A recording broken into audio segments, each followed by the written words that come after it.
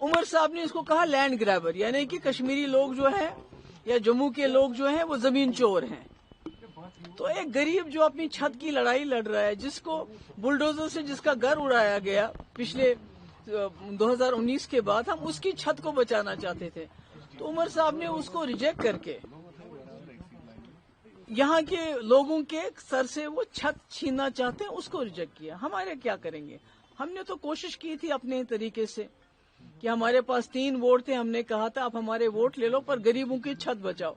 अब वो नहीं बचाना चाहते तो मैं क्या करूं उसमें? तो रेगुलराइजेशन ऑफ डेली वेजेस का भी बिल जो था वो हालांकि उनके अपने ही मेंबर ने लाया था, लेकिन उस हवाले से जो है उनको विड्रॉ करने के लिए कहा। देखिए, हमने भी लाया था डेली वेजेस का बिल, क्योंकि ये मेरे वक्त में भी ये बिल ये आया था, मसला आया था, और हमने इनका बायोमेट्रिक भी किया था, और हमने एक SRO के तहत भी इनको रेगुलर करने की बात कही थी, एक ऑर्डर भी इशू किया था, मगर सरकार गिरी। ये लोग बड़े गरीब लोग हैं, बहुत ही जो गरीब से गरीब लोग हैं, तबके से ये बिलोंग करते हैं, और जो PHE हो, इरिगेशन हो, पावर डेवलपमेंट हो, हेल्थ हो, एजुकेशन, यही चलाते हैं, और 20-20, 25-25 साल से काम कर रहे हैं। तो अब सरकार ने वोट तो इसी पे लिया, या डेली वेजर को रेगुलराइज करने के लिए, या जम्मू कश्मीर की जमीन को बचाने के लिए किया।